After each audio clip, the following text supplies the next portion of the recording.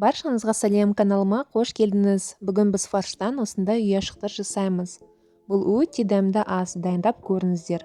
Ол үшін бізге 400 грамм фарш, 1 жұмыртқа, 1 жуа, 2 тілім нан сүтке батырылған, тұз және қара бұрыш керек болады.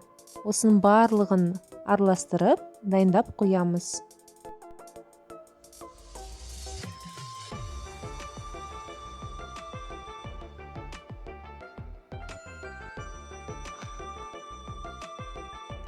Содан кейін формамызды майлап, осы фарштан дөңгелекшелер жасап, құстың ұясындай форма жасаймыз.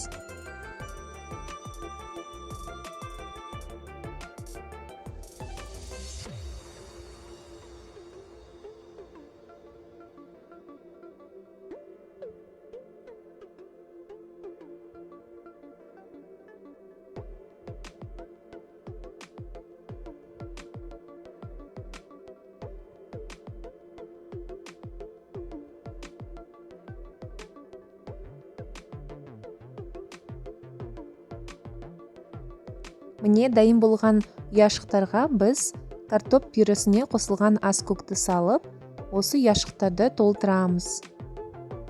Және духовкаға 30-40 минутқа 180 градусқа қоямыз.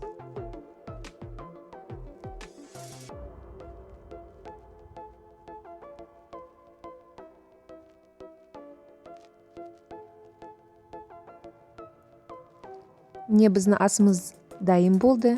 Өте керемет дәмі, дайындап көріңіздер, ас болсын. Каналыма тіркеліңіздер.